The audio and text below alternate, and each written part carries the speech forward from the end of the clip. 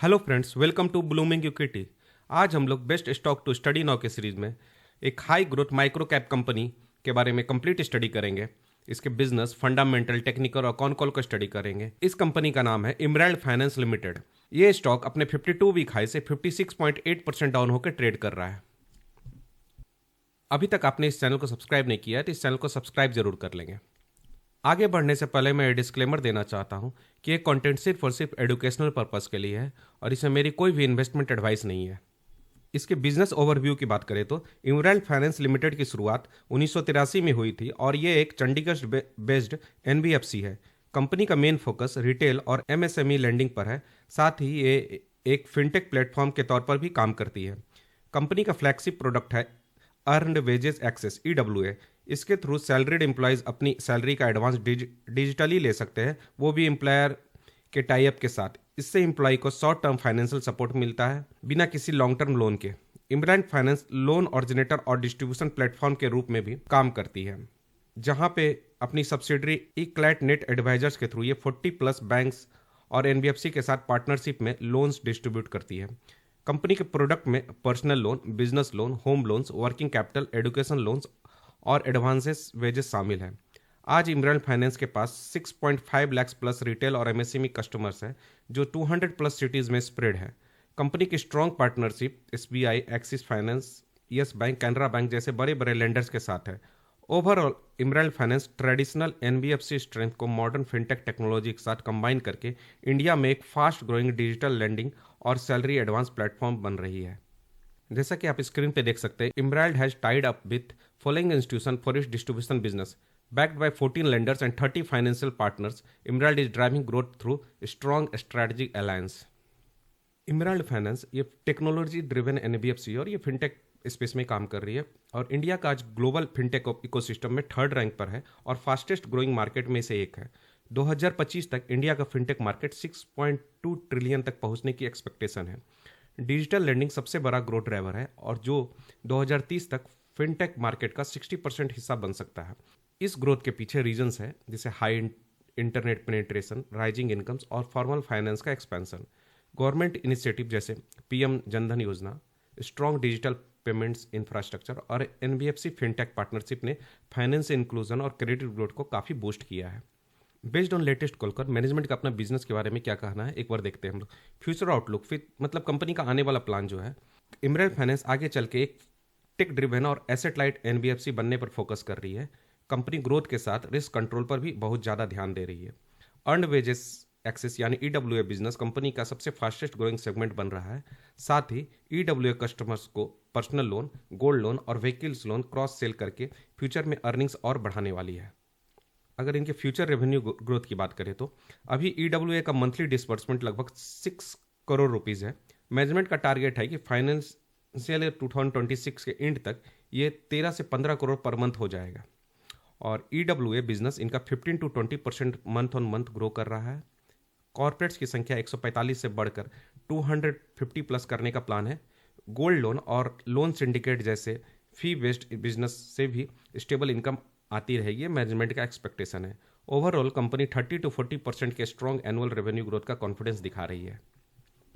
Future profit growth की बात करें तो इमराल्ड फाइनेंस का बिजनेस मॉडल एसेट लाइट है, इसलिए कॉस्ट कंट्रोल स्ट्रॉन्ग रहेगा। प्रॉफिट ग्रोथ रेवेन्यू से ज़्यादा फास्ट होगी। मैनेजमेंट का क्लियर गाइडेंस है कि फाइनेंशियल ईयर 2027 तक profit after tax 8x to 10x grow करने का टारगेट है। थोड़ा कंजर्वेटिव अप्रोच के चलते 1 से 2 क्वार्टर डिले हो सकता है, ये मैनेजमेंट का कहना है। ग्रोथ के लिए कंपनी मेनली इंटरनल कैश और लिमिटेड डेप्ट का यूज करेगी। अभी इक्विटी डायल्यूशन पर का कोई प्लान नहीं है मैनेजमेंट का। फ्यूचर प्रॉफिट मार्जिन की बात करें तो या ऑपरेटिंग प्रॉफिट मार्जिन की बात करें तो कंपनी का ईबिटा और ऑपरेटिंग मार्जिन आगे भी 75 to 80% के रेंज में रहने की एक्सपेक्टेशन है। शॉर्ट टर्म में ये प्रॉफिट आफ्टर टैक्स मार्जिन थोड़ा फ्लक्चुएट हो सकता है। लॉन्ग टर्म में 40% to 45% पैट मार्जिन स्टेबलाइज होने का गाइडेंस है। ये मार्जिन पॉसिबल है क्योंकि टेक्नोलॉजी से स्केल होता है। बिजनेस बढ़ने पर एम्प्लॉय कॉस्ट प्रोपोर्शनली नहीं बढ़ती। अगर इनके ओवरऑल समराइज करें तो इमराल्ड फाइनेंस एक high margin fast growing fintech NBFC बन रहा है, जहां ईडब्ल्यूए और क्रॉस सेलिंग फ्यूचर के सबसे बड़े ग्रोथ ड्राइवर्स होंगे।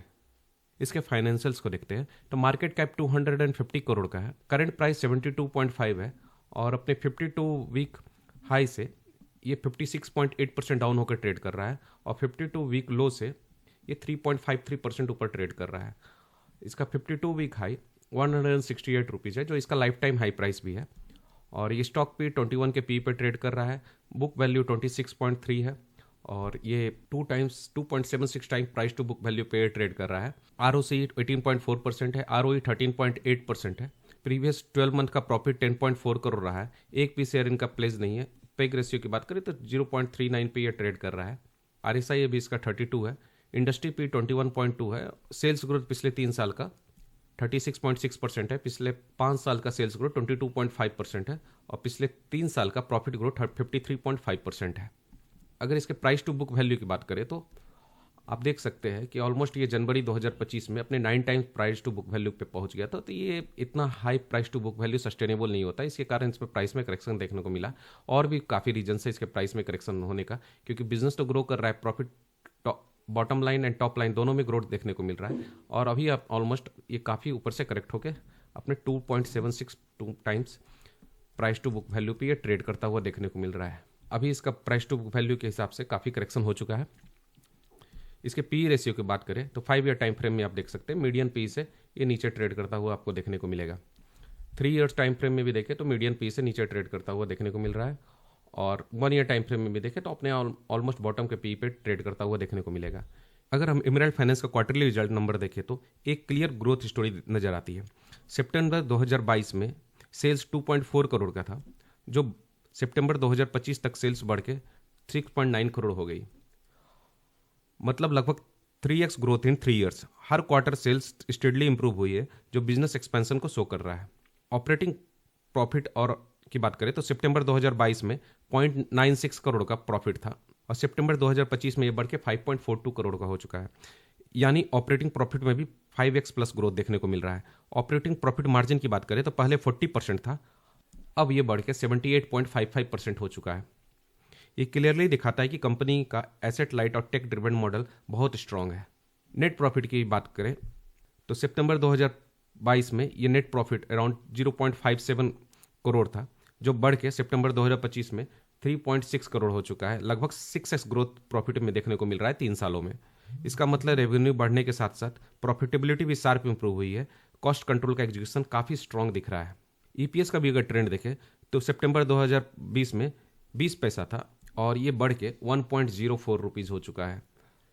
मतलब ईपीएस में भी 5x से ज़्यादा ग्रोथ है, जो शेयर होल्डर्स के लिए पॉजिटिव सिग्नल्स है। अगर इसका प्रॉफिट एंड लॉस एनालिसिस करें तो अगर हम इमराल्ड फाइनेंस की लॉन्ग टर्म प्रॉफिट और लॉस देखें तो एक क्लियर टर्न अराउंड और कंपाउंडिंग स्टोरी दिखती है। सेल्स ग्रोथ देखें, फाइनेंशियल ईयर 2015-16 में सेल्स सिर्फ 1 करोड़ के आसपास थी, फाइनेंशियल ईयर 2019 तक बढ़ के 7 करोड़ हो गई। फाइनेंशियल ईयर 2023 में 12 करोड़ और FY25 में 22 करोड़। ट्रेलिंग 12 मंथ्स में सेल्स 26 करोड़ का रहा है। मतलब लास्ट 5 to 6 ईयर्स में कंपनी ने स्ट्रॉन्ग रेवेन्यू कंपाउंडिंग दिखाई है। Operating profit and margin expansion, पहले काफ़ी सालों तक ऑपरेटिंग प्रॉफिट जीरो या बहुत लो था। FY18 से ऑपरेटिंग प्रॉफिट क्लियरली पिकअप हुआ। FY25 में आप देख सकते हैं कि ऑपरेटिंग प्रॉफिट इसका लगभग 15 करोड़ का रहा और ऑपरेटिंग प्रॉफिट मार्जिन 70% को देखने को मिला। ट्रेलिंग 12 मंथ में ऑपरेटिंग प्रॉफिट मार्जिन में भी इंप्रूव होकर 73% हो चुका है। ये क्लियरली बताता है कि कंपनी का asset light tech driven model अब फुल स्केल पर काम कर रहा है। नेट प्रॉफिट ग्रोथ की बात करें तो FY18 तक प्रॉफिट लगभग नेग्लिजिबल था। FY22 में ये 2 करोड़ का हो चुका, FY23 में 3 करोड़ का हुआ, FY24 में 4 करोड़, FY25 में 9 करोड़ और ट्रेलिंग 12 मंथ में ये 12 करोड़, यानी प्रॉफिट्स में भी रैपिड एक्सेलरेशन दिख रही है। ईपीएस ग्रोथ की बात करें, FY15 में ये 0.03 था, FY20 में 0.44 हुआ, FY23 में 1.15 देखने को मिला, FY25 में 2.62 है और ट्रेलिंग 12 मंथ में 3.46 है। ईपीएस का ग्रोथ क्लियरली शेयर होल्डर का वैल्यू क्रिएशन को शो कर रहा है। इमराल्ड फाइनेंस एक early stage to high growth transition phase से निकल चुकी है, जहां सेल्स, मार्जिन और प्रॉफिट्स तेजी से कंपाउंड हो रहे हैं। लॉन्ग टर्म इन्वेस्टर्स के लिए क्लासिक एग्जाम्पल है, जैसे पहले पेशेंस, फिर प्रॉफिटेबिलिटी और अब कंपाउंडिंग फेज आपको देखने को मिल रहा है। देख सकते हैं आप 4 से 12 हो चुका है। पहले ये नेट प्रॉफिट ऑलमोस्ट पेशेंस का लेवल ये था, फिर प्रॉफिटेबिलिटी हुआ और फिर ये कंपाउंडिंग आपको देखने को मिल रहा है 2, 3, 4, 4 से सीधे 12। अगर हम इमरान फाइनेंस के नंबर्स को देखें तो बिजनेस और स्टॉक दोनों का बिहेवियर क्लियरली समझ में आता है। कंपाउंडेड सेल्स ग्रोथ की बात करें 10 ईयर्स का CAGR 38% रहा, 5 ईयर्स का 23%, 3 साल का CAGR 37% और ट्रेलिंग 12 मंथ का ग्रोथ 54% को देखने को मिला। मतलब कंपनी की टॉप लाइन लॉन्ग टर्म में कॉन्सिस्टेंटली फास्ट ग्रो हुई है और रिसेंट क्वार्टर्स में भी ग्रोथ अभी और एक्सलेट हुई है। कंपाउंडेड प्रॉफिट ग्रोथ की बात करें तो 10 ईयर्स का प्रॉफिट CAGR 59% है, 5 ईयर्स का 48%, 3 ईयर्स का 53% और ट्रेलिंग 12 मंथ का प्रॉफिट ग्रोथ 96% है। यह दिखाता है कि प्रॉफिट्स की रेवेन्यू से भी ज़्यादा फास्ट ग्रो कर रहा है। ऑपरेटिंग लेवरेज और मार्जिन एक्सपेंशन का फुल बेनिफिट मिल रहा है। स्टॉक प्राइस CAGR की बात करें तो 10 ईयर्स में 21% CAGR से ग्रो हुआ है, 5 ईयर्स में 49%, 3 ईयर्स में 39% और लास्ट 1 ईयर में 46% का निगेटिव रिटर्न देखने को मिल रहा है। शॉर्ट टर्म में देखिए स्टॉक प्राइस वॉलेटाइल हो सकता है, लेकिन लॉन्ग टर्म परफॉर्मेंस अभी भी इसका स्ट्रांग है। रिटर्न ऑन इक्विटी की बात करें तो 10 ईयर्स का ROE इसका 10% है, 5 ईयर्स का ROE 11% है, 3 ईयर्स का 11% और लास्ट ईयर का 14% है। ROE ग्रेजुअली इंप्रूविंग ट्रेंड में है, आप देख सकते हैं 10%, 11%, 11%, इसके बाद 14%। इमरान फाइनेंस बिजनेस में ग्रोथ बहुत स्ट्रांग है, पर स्टॉक प्राइस शॉर्ट टर्म में ओवर रिएक्शन और करेक्शन काफ़ी दिखाया है और हालांकि ये स्टॉक अभी अपना बॉटम आउट होने की कोशिश में है। लॉन्ग टर्म व्यू से देखने पे sales and profit growth fast compound हो रहा है, मार्जिन्स हाई है, स्टॉक प्राइस वोलेटिलिटी एक अपॉर्चुनिटी भी की तरह भी हम लोग कंसिडर कर सकते हैं। अगर हम इमरान फाइनेंस की बैलेंस शीट देखें तो एक बहुत क्लीन एंड स्ट्रांग पिक्चर सामने आती है। देखिए आप इक्विटी कैपिटल की बात करें तो फाइनेंशियल 2015 से 18 तक आपको 3 करोड़ को देखने को मिलेगा, 19 से बढ़कर 9 करोड़ हो चुका और फिर फाइनेंशियल 2000 के बाद से 29 से लेकर 35 करोड़ तक का आपको इक्विटी कैपिटल देखने को मिलेगा। रिजर्व्स लगभग फाइनेंशियल 2015 तक जीरो था, FY25 में ये बढ़कर 50+ करोड़ हो चुका और सितंबर 2025 से 56 करोड़। ये क्लियरली बताता है कि कंपनी ने नेट प्रॉफिट को रीइन्वेस्ट करके नेट ग्रोथ बनाई है। टोटल एसेट्स की बात करें तो फाइनेंशियल 2015 तक ये एसेट लगभग 3 करोड़ के आसपास था और इसके बाद 20 में ये 20 करोड़ का हो चुका। फाइनेंशियल 2024 में ये 65 करोड़ का था और फाइनेंशियल 2025 में ये 106 करोड़ का हुआ और सितंबर 2025 तक ये 114 करोड़ का हो चुका है। एसेट का growth directly business scale up को शो कर रहा है। आपको फिक्स एसेट में देखने को मिलेगा लगभग ये नील के आसपास है। देखिए वो 00011 करोड़, मतलब मेजर एसेट्स इसका other assets, loan book, receivable, platform assets, यही सब है। इसका मतलब बिजनेस कैपिटल हैवी नहीं है, टेक्नोलॉजी और पार्टनरशिप पर बेस्ड मॉडल है। इमरान फाइनेंस की अगर बैलेंस शीट को देखें तो ये क्लीन हाई नेटवर्थ ग्रोथ और एसेट लाइट मॉडल ये दिख रहा है। ये सब factor high margin, strong ROI potential और सस्टेनेबल लॉन्ग टर्म ग्रोथ का सपोर्ट करता है। देखिए स्ट्रॉन्ग बैलेंस शीट और फास्ट प्रॉफिट ग्रोथ मिलके जो है ना लॉन्ग टर्म कंपाउंडिंग पोटेंशियल, बस short term stock price volatility से कंफ्यूज नहीं होना है हमें। शेयर होल्डिंग पैटर्न की बात करें तो यहाँ आप देख सकते हैं कि प्रोमोटर की होल्डिंग दिसंबर 2022 से लेकर जून 2024 तक स्टेबल थी अराउंड 67.8%, लेकिन सितंबर 2024 से होल्डिंग में एक स्ट्रांग फॉल आ जाता है और सितंबर 2025 तक प्रोमोटर्स की होल्डिंग गिरकर 59.5% पर आ चुकी है। इसके अलावा FIs यहाँ फॉरेन इंस्टीट्यूशनल इन्वेस्टर दिसंबर 2024 तक स्टेडली इंक्रीज कर रहे थे, लेकिन उसके बाद उन्होंने अपना स्टेक निकाल दिया और सितंबर 2025 में होल्डिंग सिर्फ 1.7% रह गई। पब्लिक होल्डिंग ने यहाँ एक अपोजिट ट्रेंड शो किया और 31% के बाद बढ़ते 38.7% तक पहुंच चुकी है। यह भी देखने लायक कि शेयर होल्डर्स की टोटल संख्या 2500 से बढ़कर 11,000 के आसपास आ चुकी है। ओवर ये पैटर्न सजेस्ट करता है कि प्रोमोटर FI ने अपने स्टेक को रिड्यूस किया है और रिटेल इन्वेस्टर का इंटरेस्ट काफ़ी ग्रो हुआ है।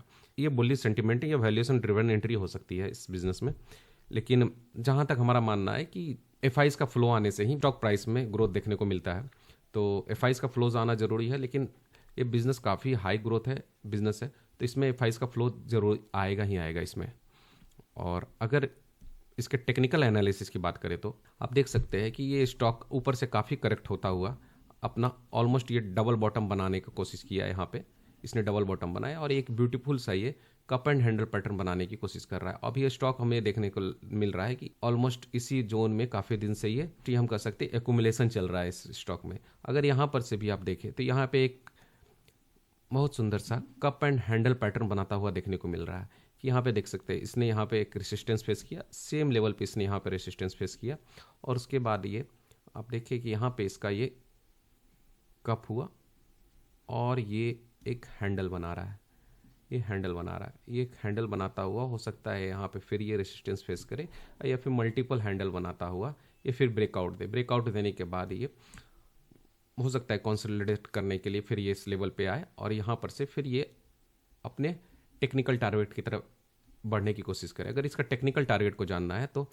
हमें इसका कप का डेप्थ को मेजर करना होता है और कप का डेप्थ को मेजर करके इसका जो नेक लाइन है, नेक लाइन के ऊपर प्लॉट करके देखना पड़ता है। तो अगर नेक लाइन के ऊपर प्लॉट करके देखते हैं तो अभी आपको करंट प्राइस से ऑलमोस्ट 66% का पोटेंशियल अपसाइड पोटेंशियल देखने को मिल सकता है।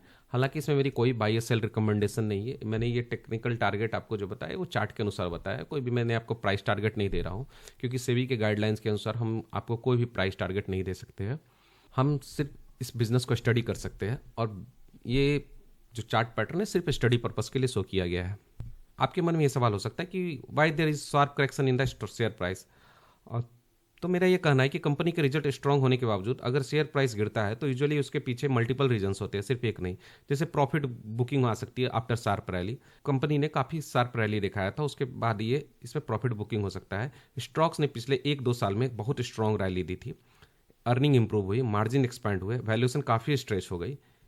जब भी स्टॉक शॉर्ट टाइम में ज़्यादा ऊपर चला जाता है तो बिग इन्वेस्टर्स प्रॉफिट बुक करते हैं, इससे नेचुरली करेक्शन आता है और इसमें एक वन लार्ज इंस्टीट्यूशनल एग्जिट देखने को मिला। रिसेंट कॉल में मैनेजमेंट ने कंफर्म किया कि इन्वेस्टेक ग्लोबल ने अपनी पूरी होल्डिंग सेल कर दी।